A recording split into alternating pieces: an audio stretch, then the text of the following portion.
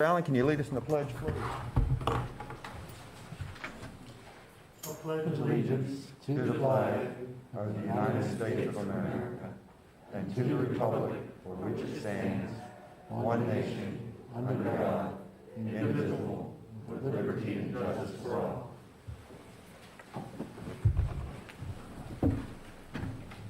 All right, I'd like to take the opportunity to welcome everyone that has come out to see us here tonight and everyone that's watching us on one of the social media or media platforms that we have out there. I want to point out at the beginning of the meeting here, if you want to participate in any of the citizen comment period or the public hearings that we have tonight, you can get into those meetings by dialing 844-844-9200. When you're prompted, enter the access or meeting code 398145, followed by the pound sign. You'll hear Q&A session has started. At that time, hit the star and the number 6.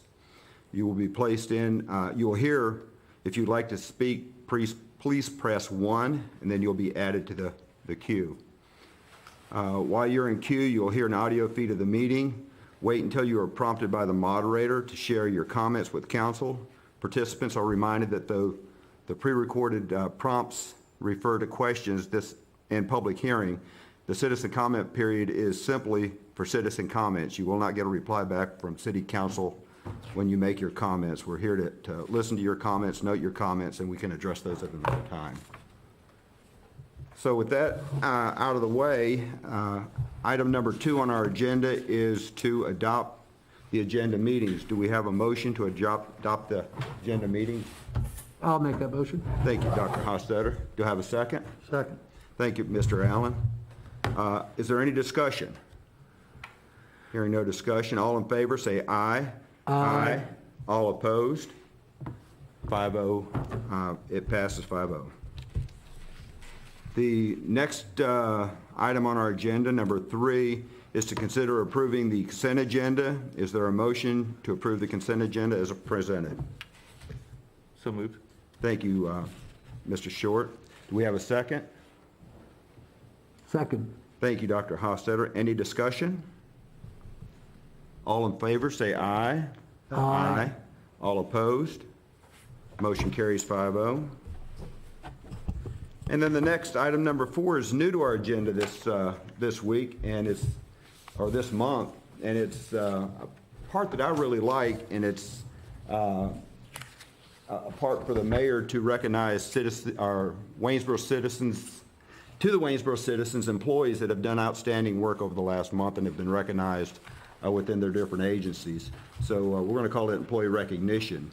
And with that, I'm pleased to announce that Mr. Dustin C. Fisher of the City of Waynesboro Public Works Department has been named 2020 Wastewater Operations Specialist for the year by the Virginia Rural Water Association.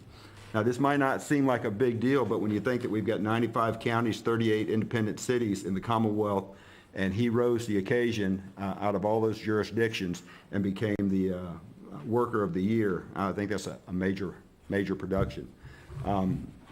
Mike, would you like to read? Sure, I'd be glad to. How he got this award? Sure.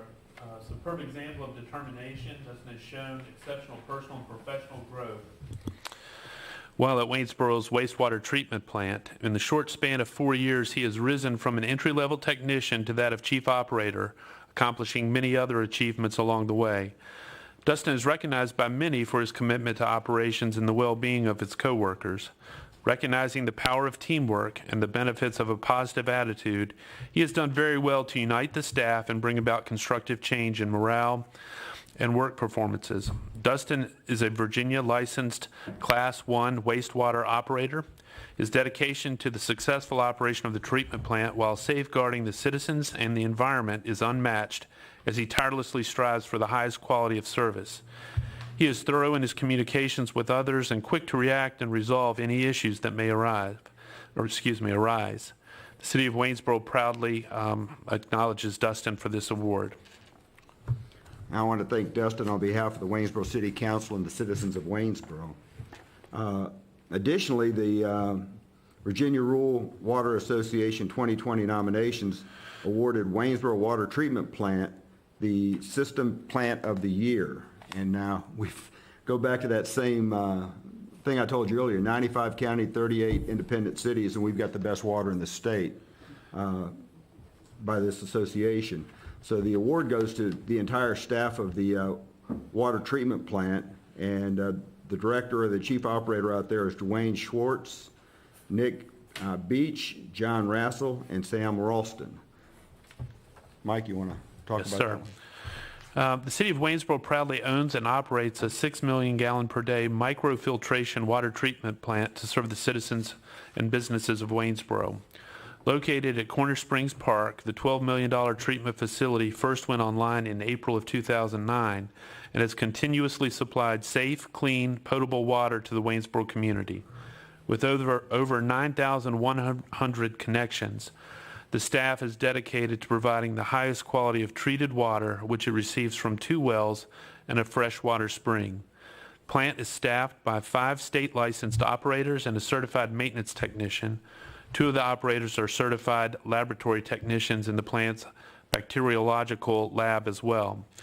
The water treatment plant's mission is to maintain efficient operations, to remain regulatory compliant, and to protect public health by ensuring safe, clean drinking water.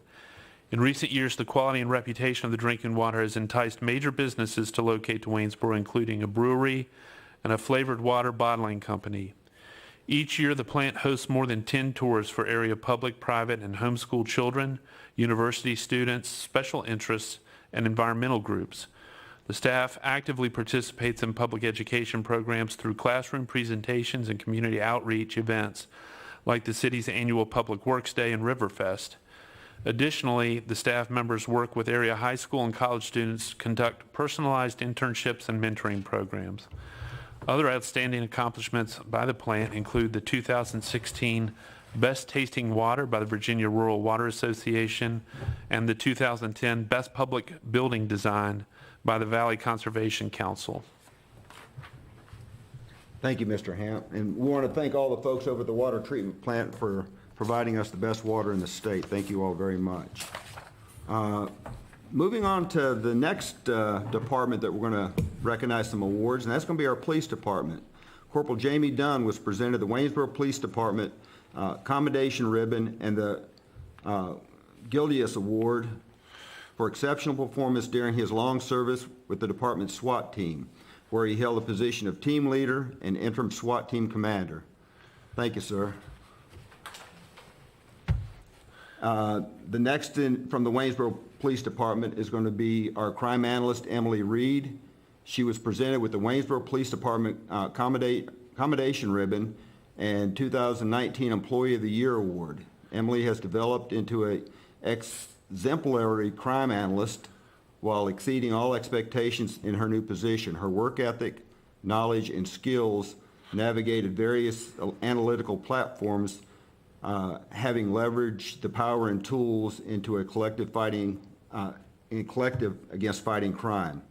As a department's wide resource, she routinely assists officers across all divisions in further investigations and often taking the initiative to read, source, and identify possible suspects, people of interest, leading to resolving cases and satisfying victims. As one of the examples of her outstanding work, during a single week in January 2020, she was able to positively identify numerous suspects profiled in surveillance video. In all, during this short period of time, she managed to identify 6 suspects in 5 separate cases, which led to the clearing and closing of those cases by arrest.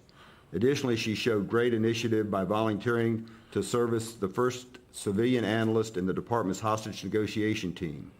In this position, she operation, intelligence capability, and critical incident response unit, despite the long hours in training and after-hour call-outs. Thank you, Mrs. Reed. The next is Officer Ben Doble. He has been awarded the Waynesboro Department Life-Saving Medal for actions taken August 13, 2019. On that date, Officer Doble responded to a city location for an unresponsive male on the sidewalk. Upon arriving, he immediately began assessing for breathing and pulse. Finding none, he promptly began CPR. He continued life-saving efforts until the EMS arrived shortly thereafter, and the patient regained a pulse. The man was transported to UVA by helicopter while he survived and is hospitalized. Officer Doble was also present when Waynesboro Police Department presented with Waynesboro Police Department Gildias Award for excellent performance while making a felony drug arrest in the department, the most felony drug arrest in the department for calendar year 2019. Thank you, Officer Doble. And then Sergeant Patrick Scott was awarded Waynesboro Police Department's life-saving medal for taking action on December 10th, 2019. On that date, Sergeant Scott responded to a city resident for an unresponsive male in cardiac arrest. After hearing the call dispatched while driving his assigned patrol vehicle to work, he arrived first and relieved the citizen who was already performing CPR. He continued resuscitation efforts until the arrival of EMS. The victim was successfully resuscitated and ultimately transported to Augusta Health. And then our last award for this evening is Detective/K9 Handler Jesse Shaver. He was presented with the Police Star Medal for exceptional performance, including tenacity, resourcefulness, and leadership beyond the ordinary call of duty. As a K9 handler and a detective assigned to the Special Operations Division, Detective Shaver has achieved exceptional productivity, leading to a safer community for citizens who live in Waynesboro, work, and prosper. In 2019, Detective Shaver, a 30-year veteran with the department, realized a career goal when he and his K9 Barley were awarded the Virginia Police K9 Association's $1 Million Seizure Award. This award is a cumulated event in the career of a K9 handler and reflects greatly upon the level of dedication that he has always embraced. In addition to his success, he continues to work very complex multi-state and international drug cases, resulting in $3.5 million in methamphetamines being removed from our streets in just 18 months. In short, he has produced unmatched results in counter-narcotics and is a valuable asset to the Waynesboro Police Department in these efforts. He eradicates dangerous drugs from our community. Thank you, Officer Shaver. All right, and that brings us to item number 5, matters for council. Any council members have anything they would like to share tonight? Well, Mr. Mayor, I would just offer my appreciation to acknowledging our employees, our police department and others, and our water service division for all that they do. We really do have exceptional employees here in the city of Waynesboro and appreciate all that they do. So thank you for taking the time to do that. Next, I would just offer a couple of observations of the last few weeks since the last meeting. Want to show appreciation, I'm sure others will as well, to Vertex, the Vertex company, for their expansion announcement. An exciting opportunity to bring another 40 to 50 good paying jobs to our city, and appreciate all of their work and all that they do. And then just also want to remind folks about Joe Kuiper. I'm getting a plug for Joe Kuiper tomorrow night at the Wayne Theater. The Virginia Museum of Natural History will be showcasing kind of a sneak preview of additional graphics and illustrations for the planned Virginia Museum of Natural History Waynesboro campus. Again, that's tomorrow night at the Wayne at 7 p.m. And there's no charge for that? And there's no charge. It's donations gratefully accepted, I think is what they call it. Yeah. Do you know whether it be a virtual? So there's also I think same. So yeah, there's a virtual tie-in, so that'll be broadcast live. If you've not gone to the Wayne since this mess of COVID has occurred, don't you know they are absolutely taking social distancing very strongly, and have really laid out a really good setup at the theater. So if you're comfortable going, wear a mask, go participate. If you want to watch online, you can watch online as well. But appreciate both Joe and the Wayne for hosting this exhibit for tomorrow. That's all I have, Mr. Mayor. Yes, Mr. Mayor. I would like to welcome Appalachian Christian School, formerly Afton Christian School, to Waynesboro. They opened their doors to students last Wednesday at their new Maple Avenue location. I believe it was a smooth transition despite all the changes and the many long days they had in preparation. I also pray for their continued success in Waynesboro as they offer students K-4 through 12 a Christ-centered education. Thank you. I just wanted to give sort of my COVID update. As I've said before, I try to keep my eye on the Virginia Department of Health website and what our statistics are in Waynesboro. And we, again, are very slow and steady. There have been an average of 2 new cases of COVID this last week each day. So that's not growing at this point. It's not disappearing, but I don't think it's disappearing anywhere. So, I think I'm always heartened when I get out and about and I see, the widespread use of masks. If we think back just a few short months, we all were either wearing blue surgical masks or some people had started, doing home masks. Now, just looking around the room, there's lots of varieties. People are finding the ones that fit. And I encourage my patients all the time, find something that fits and is feeling comfortable, because I think we're going to have these for a while. And the more we can help each other, the sooner we can get this into a corner. So that's my one update there. The other thing is I'd like to also show appreciation for our teachers. Since our last meeting, Waynesboro schools have opened up virtually, and it has been a challenge. It's been a challenge for parents, been a challenge for teachers and administrators. But, as what I can see from the angles I see it from, they're doing a great job trying to sort this out. Doesn't mean all the problems are solved yet, but I think they've done a great job, and I just wanted to let them know that, I'm supporting them, and I'm sure many, many people are too. Thank you, Mr. Mayor. Thank you, Doctor. And I would like to say we're still growing in Waynesboro. Old Navy opened up this past week and looked like it was a successful opening for them out there. And we continue to see restaurants and stuff grow in our town, so good things are happening in Waynesboro. All right, well, let's move on to item number 6, which is a rezoning located at 0 Tiffany Drive. Item 6 is the second consideration of an ordinance rezoning property located at 0 Tiffany Drive from single-family residential to commercial classification to general residential and multifamily classification. Mr. Jude? Thank you, Mayor. You've already received the presentation on this before the public hearing 4 weeks ago. At that public hearing, there were a number of suggestions that were made and a number of requests for changes to the proffer letter. The applicant volunteered at that public hearing to make those alterations, and in subsequent communication, they provided us with a proffer letter that we believe meets the requests that the council had put forward. That includes, first of all, clarifying that the pocket park involved will be at least 30,000 square feet, and that it will include at least 2 amenities that are specified from a list provided. They also clarified that they will construct a multi-use path in lieu of sidewalks along the main collector road that stretches from Tiffany Drive to Ludwig Boulevard. They've also clarified that the large open space area being dedicated to the city will be owned and maintained by the homeowners association until and unless the city requests ownership of that property. And so it will not go to the city immediately unless it's requested. As far as the other questions that council had put forward, Dr. Castle from the school system has provided information suggesting that the schools have plenty of capacity in that area, but that in the future they may need to reconsider the districting of the elementary schools based on where development happens in the future. If there are any other questions related to that rezoning, I'm happy to answer them, and the applicant is also here as well to answer questions if you have additional thoughts. Okay.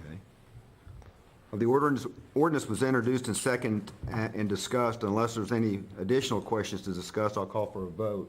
Is there any additional comments or questions from council? Do we have to, just for clarification, do we have to amend the adoption based off of the new proffer, or? I don't believe so. I would think that, am I on? I would think that council would simply move to adopt the ordinance with the proffer as presented. Do you have a copy in your packets? Or? I have a copy right here, yeah. It's included in the packet as well. Okay. Sorry, send it around. The ordinance, or the ordinance that was put forward, that was motioned at the previous meeting, was made after the applicant had agreed to add these items to the proffer. So I believe that it includes an assumption that those will be involved. Okay. All right. No other discussion. Do we have a, oh, no, it's just vote. So all in favor, say aye. Aye. Any opposed? No.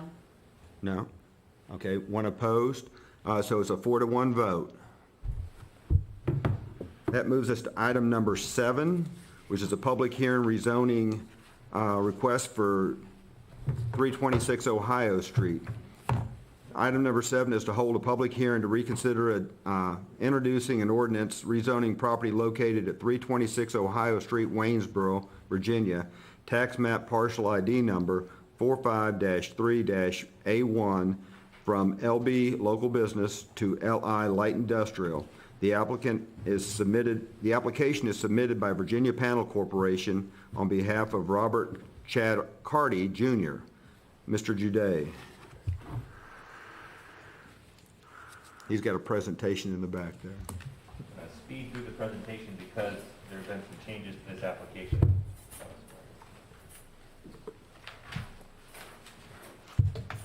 With the rezoning application, there's obviously generally an applicant, and that applicant, we can look at that applicant and say, this is what's going to happen if we approve this rezoning. They're the ones requesting it, they're requesting it to do a certain thing. But when you change the zoning of a property, you're allowing anything in the future that would be allowed in that zone. So you can't just rely, you don't get to vote on one particular user. You're voting on what will be allowed in the future as well if that zoning changes. I'm going to speed through this presentation because there's some additional information that's important. The building in question is 326 Ohio Street. As you can see, Ohio Street is lined by a number of largely vacant or underutilized industrial buildings that have been used for some warehouse uses in recent years. It's located just off of Broad Street in the center of the city. The applicant is Virginia Panel Corporation, which is a major city employer, has over 200 employees here, and they produce all kinds of instrument panels, electronics, and they requested to rezone the building from LB Local Business to LI Light Industrial in order to be able to expand their operation and hire more employees in the city. The existing structure is in fair to poor condition, needs some work. It's currently vacant. It's been used for some warehousing in recent years. The proposed zoning would be LI. It does not allow any residential uses except by conditional use permit. It allows most commercial uses and quite a few of the less intensive industrial uses, though a number of uses that are not particularly desirable, for instance, in a residential area. The applicant is Virginia Panel. They are expanding their operations. During the pandemic, they've done quite well, and they would like to hire more employees in the city. As you can see, the property is surrounded by other properties that are currently zoned light industrial. The pink area here is LB Local Business. LB is a fairly restrictive zone that only allows certain kinds of neighborhood retail uses, things like laundromats and corner stores and things like that. It's not meant for heavy-duty commercial uses like our highway business district. As you can see, there's a number of LI properties around here, including just across what's Port Republic Road. That shouldn't be Mill Street. Port Republic extends all the way to Broad Street now, and as well as just west on Ohio Street and across the train tracks. So it's not a spot zone. It does fit into the surrounding area, and VPC had some long-term plans for expansion at the property. So staff had recommended approval. The additional information that's important here is that since the Planning Commission voted on this rezoning, Virginia Panel has pulled out of their contract with the building owner due to issues that were discovered later on during their purchase of the building. And so there's no longer necessarily a guarantee that they would be the occupant if we did vote for the rezoning. So for that reason, you may want to consider that in terms of, we've advertised the public hearing, and so I'd recommend that you still move ahead with holding a public hearing if anyone is here to speak on the issue. But you may want to consider that when considering whether to adopt an ordinance. So the applicant has not withdrawn the application, so that's why it's still in front of you. But as far as I know, they are not moving forward with their expansion in that property. Okay. Any questions for the staff report? Okay. I hereby open the public hearing. If the applicant is, or the representative is present, they can address council according to their public hearing guidelines. So, Luke, can you just announce that we don't expect you from the applicant this evening? Oh, yeah, and the applicant is not available. Okay, the applicant is not available, okay. All right, so if you're here for, But Cameron, unless somebody's in the call-in queue, there's no one signed up to speak. all right, I'll give the phone number one more time, 844-844-9200.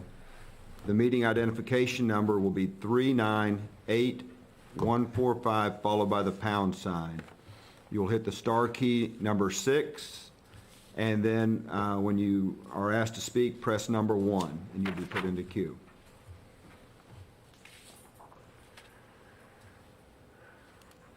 We'll give it about another 30 seconds.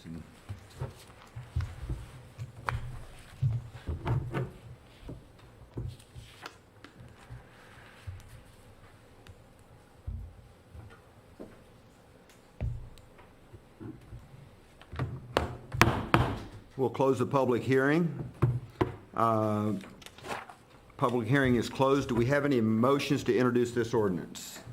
Mr. Mayor, I would offer that in light of the new information this evening that council's hearing for the first time, it would also be the first time that our planning commission would have, they've also not been privileged to have the opportunity to react to the contextual nature of the request, given that the user is now shifted. And I think in light of the other uses that are available in LI, I would offer the council might consider tabling the request until such time that the owner can better express their intent with the site and uses that they intend and envision for the parcels.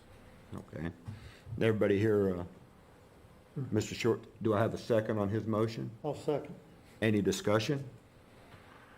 I think it's an appropriate response. Yeah. To get a little more information and get it back to the planning commission if we have new information would be good. Okay. Can we vote on this tonight?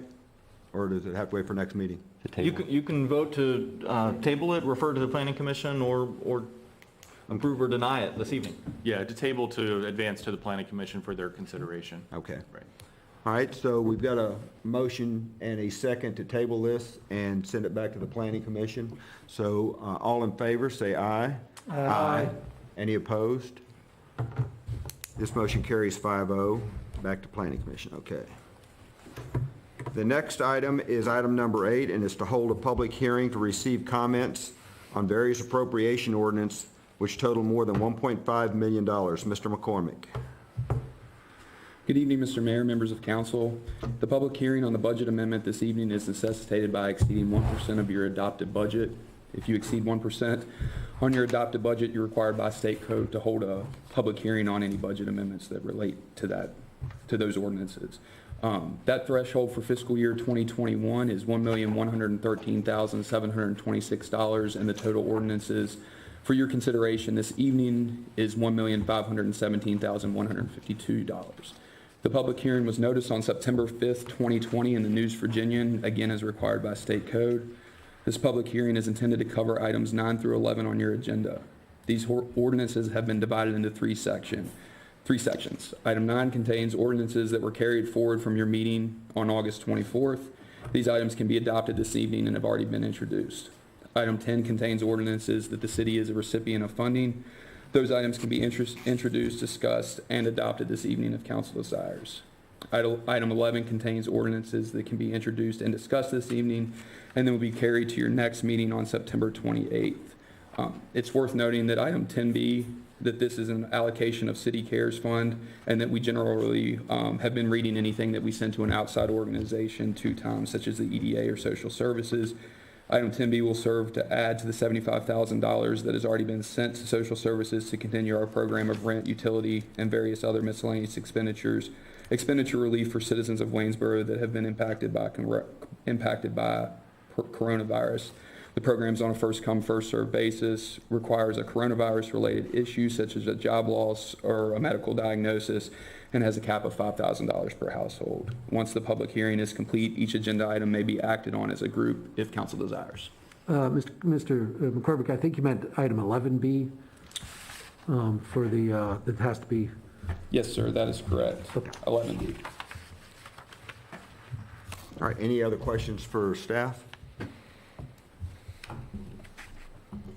I hereby open the public hearing. No one has signed up to speak, sir. Okay. Anybody on the call, Mr. Cameron? No, sir.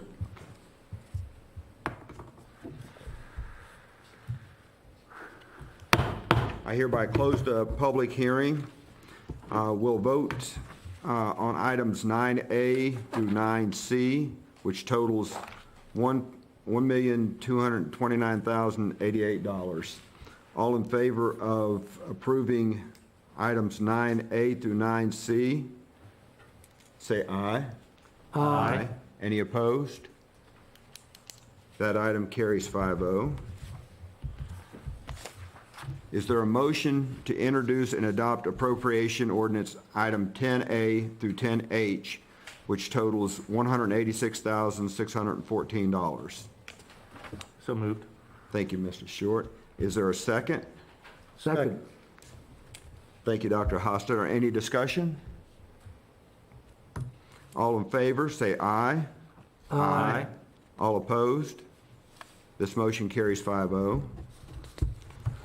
And then the last appropriations in this meeting is a motion to introduce appropriation ordinance 11A through 11B, which totals $101,450. Is there a motion to approve this? So moved. Thank you, Mr. Short. Is there a second? Second. Thank you, Ms. Williams. Any discussion? Oh, Just to this the- carries over. Yeah, this carries over. Yeah. We can still discuss. Yeah. Just to the staff, what is the source of, it would be 11A? So that is, the source of that is fund balance associated with the Office on Youth. They have a separate fund, and it's donations. Let's see here, sir. Various held over donations and grants. It's unspent fund balance. Okay, that's the only question I had. All right, this ordinance will be considered at our September 28th regular meeting. Item number 12 is to consider appointing viewers to consider the impact request of the City of Waynesboro to vacate the railroad crossing at 7th Street in connection with the Southern Connector Corridor construction project. Mr. Giudetti. Thank you, Mayor. You're being asked to appoint viewers to consider an application by the city manager's office to vacate a portion of right-of-way at the currently public easement railroad crossing at 7th Street near Commerce Avenue. This is not a vacation or that we would normally want to see happen. We wouldn't, however, due to the Southern Corridor, which was approved as a $17 million VDOT-funded road project that was approved back in 2014, and as part of that approval, council was aware that several at-grade crossings would have to be closed because an at-grade crossing would have to be constructed, and the railroad does not allow any new at-grade crossings unless you close 3 others. There is a private crossing on DuPont's property that they are willing to close, or on the Invista, or it's now the Lycra Company property, that will be closed. There is another crossing up in Front Royal that VDOT has found that is going to be closed to help our project happen. And then the railroad also is very strong on wanting this crossing to be closed. And so in the course of VDOT's negotiations, these are the crossings they came up with. Council will have to approve the closing of this particular one and appoint viewers to comment on it. There are several alternative routes nearby, including that are separated grade, including East Main Street, 2nd Street Bridge, and the Jack Higgs Bridge. But it's certainly not, not ideal for that area over there. However, the Southern Corridor project is going to be a major road project for the city, allowing faster east-west traffic and allowing access to the industrial park, and relieving traffic around the exit 94 area. And in order for that project to move forward, this has to be approved. If it's not approved, then that project will stall and the city will lose out on that money and that project. So that's the situation that we are in, unfortunately. Is But there a we'll, We'll do a larger presentation when the public hearing happens. So. Okay. Is there a motion to recommend viewers, including naming a chair and an alternate? Yes, I will, Mr. Mayor, I will move to appoint viewers Dot Sayer, Dot Sayer, Edith Ekman, Edith Ekman, and Garnet Weatherholtz as an alternate. and Garnet Weatherholtz as an alternate. You have one more. I just have. And then just the chair would be Edith Ekman. Need one more. One more. Yeah, we need one more. I think Garnet was just going to be a member. We didn't appoint an alternate. Okay, then Garnet Weatherholtz. Okay. And then Dot Sayer as chair. Right. Okay. Is there a second for this motion? Or is there, Do we hear? Did we hear 3? So, yeah, we did. We did hear Did we do 3. 3 or 4? We just had 3. We need an alternate. We need an Do we alternate. have? Y'all have an Yeah, there you alternate? go. Mark That's right. Stevens. All right, and you want to add Mark Stevens as an alternate? And then Mark Stevens is an alternate. Okay. So the motion is that we appoint Dot Sayer as chair, Garnet Weatherholtz, and Edith Ekman, and Mark Stevens as an alternate. Do we have a second on that motion? I'll second that. All right, thank you, Mr. Short. Any discussion? All in favor, say aye. Aye. Any opposed? Motion carries 5-0. Item number 13, receive a report regarding the November 3rd presidential election. Item number 13 is to receive a report from Robert Horowitz, Secretary of Waynesboro Board of Election, regarding the November 3rd presidential election. Mr. Horowitz. I will try to keep this brief. It was 20 pages, but I cut it down to 6. I'm using large type, though. I can't read any more small type, so it really was only 2 pages long. Elections are the backbone of democracy. And as the community knows, I am very passionate about elections. First, I want to thank the city manager, Dr. Cassell, the school superintendent, the principal, office staff, and custodial staff at Kate Collins Middle School, Mr. Key and his staff, Mr. Kreitzer, and all other staff who helped us, and of course, as important, if not more important, the City Council, who assisted us in running safe, secure, and efficient elections this spring. Lisa Jeffers, who's seated here, the Director of Elections Registrar, and the Electoral Board have been working to make the November presidential general election run as smoothly, efficiently, safely, securely, and fairly as possible. With a second part-time assistant registrar starting soon, Ms. Jeffers is confident she and her staff, assisted by officers of election, will be able to handle the enormous amount of vote by mail and in-person early voting. The CARES money from the federal government, sent by the Commonwealth, will help pay the officers of election working during the special period during the pandemic. Early voting begins Friday, September 18th, 2020. This is Virginia's first no-excuse voting election opportunity in over 100 years. There will be 45 days of voting by mail and 33 days of in-person voting during the early voting period. Voting by mail, absentee voting, more than 2,000 absentee ballot requests have been received as of this afternoon, and most of them will have been mailed their ballots by early next week. Each day, the registrar's staff will be processing dozens, if not hundreds today, between now and the week before election. If they have not already done so, voters should request vote-by-mail ballots as soon as possible. October 23rd is the last day for making such requests. To save time, voters can go online to the Commonwealth State Department of Elections website, www.elections.virginia.gov, to submit the vote-by-mail request. The processing online requires no mailing of the request, and once online, form is filled in and submitted, the request will be received by the registrar within hours or minutes, and once the voter is verified as qualified to vote, the ballots will be mailed out immediately.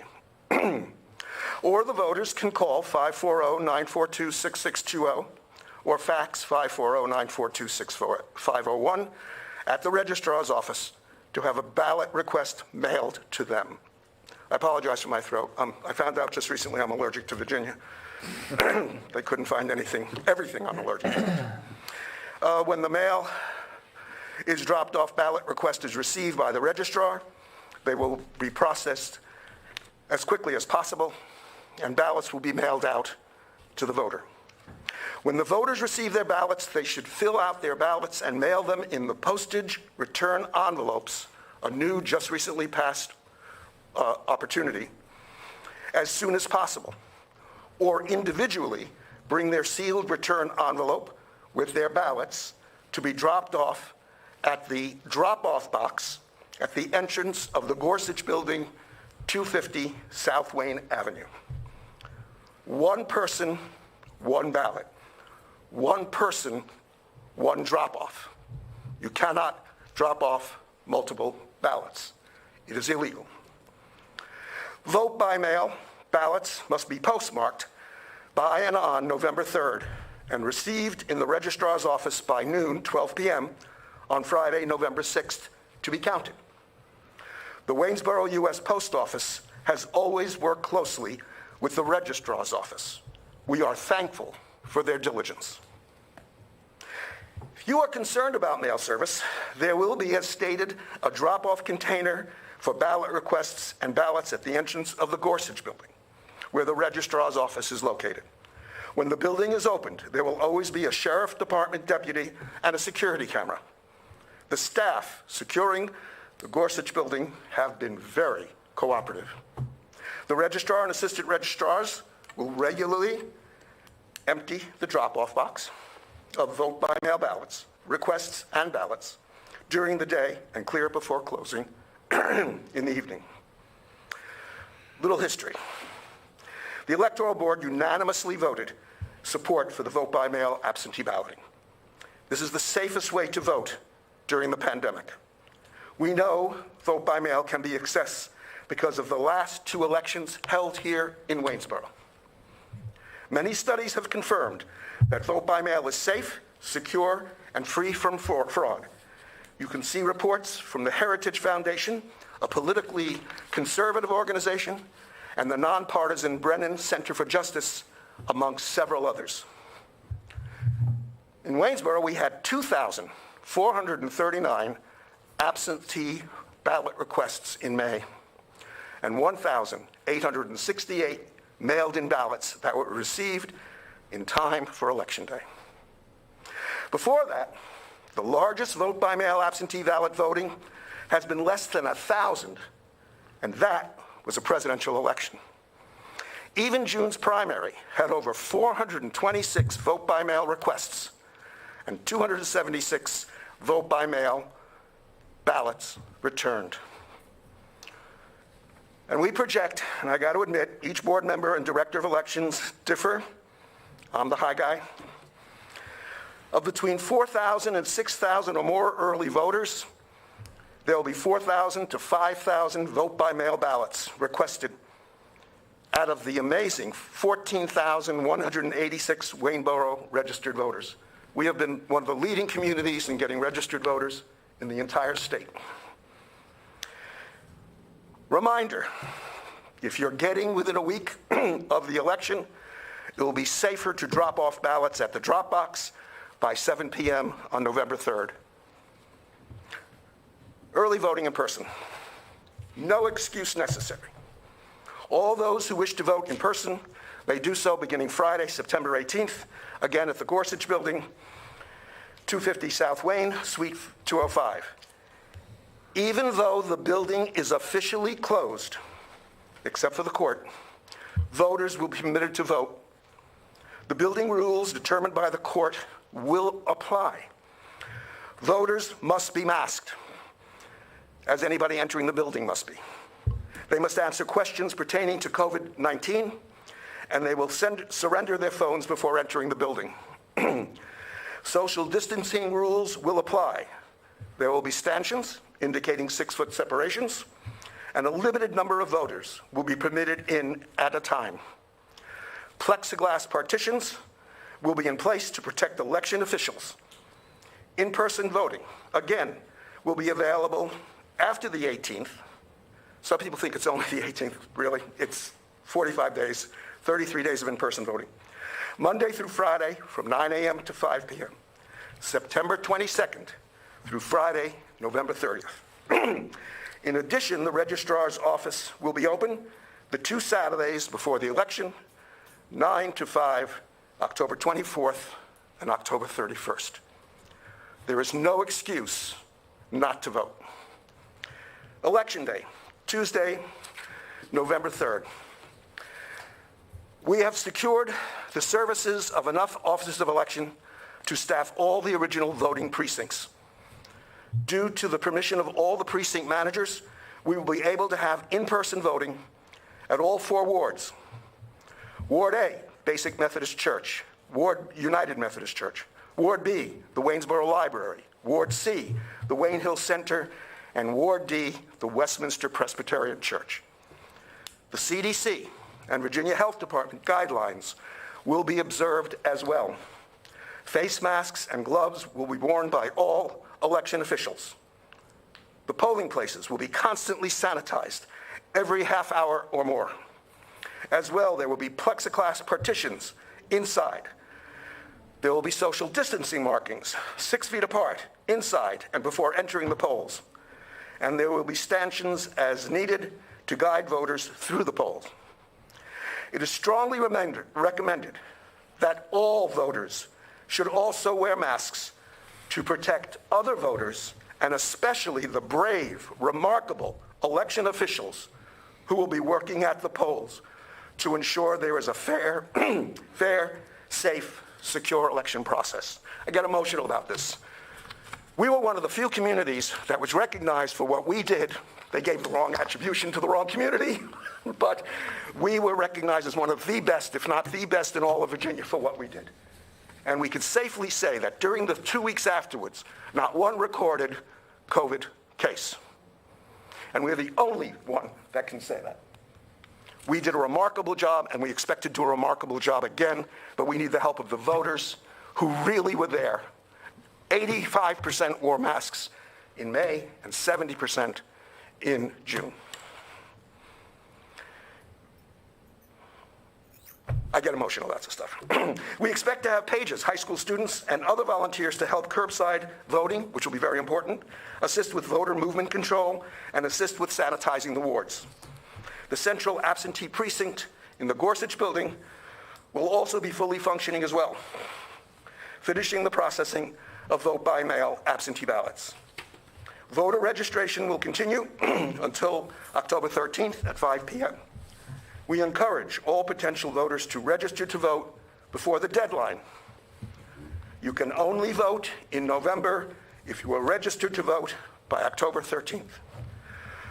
One can register online at www.electionsvirginia.gov or at community registration drives, or by calling the registrar's office to request registration forms to be mailed. Be aware that requesting registration form within a week of the deadline may not permit time to have form mailed and returned by mail. The Electoral Board is reviewing our personal protection equipment. Most will be sent by the state. We will be in contact shortly with Mr. Key for additional plexiglass partitions and stanchions if necessary, and Mr. Kreitzer if more PPE is needed. We hope to meet with the Chief of Police, the Chief of the Fire Department, the First Aid Crew, Emergency Services, and the State Police to prepare for any contingencies that may arise Election Day, power shortages, potential disturbances. We ask if the city can give the Electoral Board notices for early voting, vote by mail, and in-person voting, voter registration, voting dates, prominence on the website on the front home page. We will keep you informed as to our progress and will contact you if we need your assistance. We have come to expect your cooperation and deeply appreciate it. Thank you very much. Thank you, sir. Are there any questions? Oh. Any questions? Pretty good.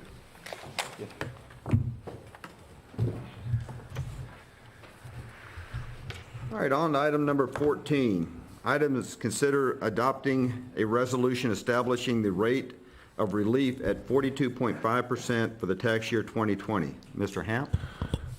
Mayor Henderson and members of council, each year, it is our part, or each locality's part, obligation in administering the Personal Property Tax Relief Act to establish a rate of relief for the tax year. The Commissioner of Revenue provides that estimate based on assessments of vehicles and knowledge of what we expect to be qualifying vehicles for the program. The resolution this year establishes the rate of relief at 42.5%. Any questions for staff? Do we have a motion to adopt the resolution at 42.5% tax relief? So moved. Thank you, Dr. Hossetter. Do we have any seconds? Second. Thank you, Mr. Allen. Didn't recognize you with a mask. Any discussion? All in favor, say aye. Aye. Any opposed? Motion carries 5-0. Item number 15 is to consider appointing to Redevelopment and Housing Authority Board for a 4-year term expiring August 31st, 2024. Mr. Hamp? Mr. Marvin Jones is eligible for reappointment and willing to serve. Any questions for Mr. Hamp? Do we have a motion to reappoint Mr. Jones? I will. All right, Ms. Williams, thank you. A second? Second. Thank you, Dr. Hossetter. Any discussion? All in favor, say aye. Aye. All opposed? Motion carries 5-0. Number 16 is to consider appointing to the Shenandoah Valley DSS Board for a 4-year term expiring August 31st, 2024. Mr. Hamp? Yes, sir. Ms. Elaine Rose is eligible for reappointment and willing to serve. Any questions for Mr. Hamp? Do we have a motion to appoint Ms. Elaine Rose for a 4-year term? So moved. Was that you, Terry? Yes. All right, thank you, Terry. You can't see mouth smoke. Do we have a second? Second. Thank you, Mr. Allen. Any discussion? All in favor, say aye. Aye. Any opposed? Motion carries 5-0. All right, number 10, Mr. Hamp, Communications, Correspondence, and Calendar. I don't have anything this evening, sir. Okay. That's a good day, huh? All right, and then item number 11 is going to be citizen comment. Yes, sir. 18. We've got citizen comment? I've got somebody signed up, and then we'll continue to check with Mr. McCormick. Okay. Just for those that are going to be calling in, the phone number is 844-9200. When prompted, you'll enter the 398145 followed by the pound. When you hear question and answer, press the *6. If you would like to speak and be entered into queue, press 1, and then the moderator will tell you when it's your turn to speak. Yes, sir. So Ms. Chanda McGuffin.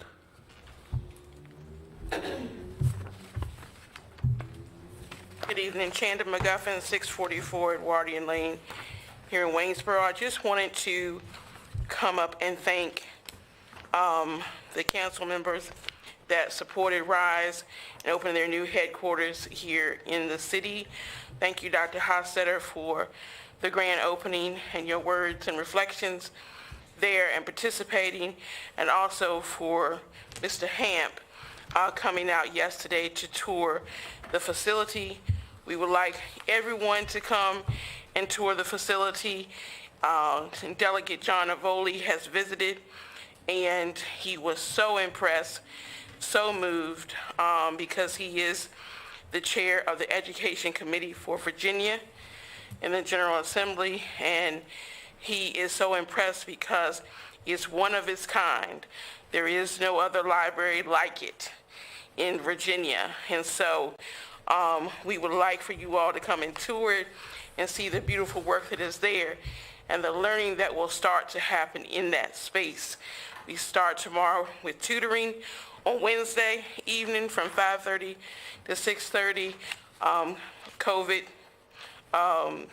recognition and safety for all children that are potty trained up to 5th grade, hopefully. So you are welcome to come and help to volunteer and tutor and touch our kids here in Waynesboro. Thank you, Ms. McGuffin. No one else has signed up to speak. Anyone online? Okay, that brings us to item number 12. Do I have a motion to adjourn the meeting? So moved. Thank you, Terry. Any second? Second. Mr. Allen, thank you. Any discussion? All in favor, say aye. Aye. Any opposed? Motion carries 5-0.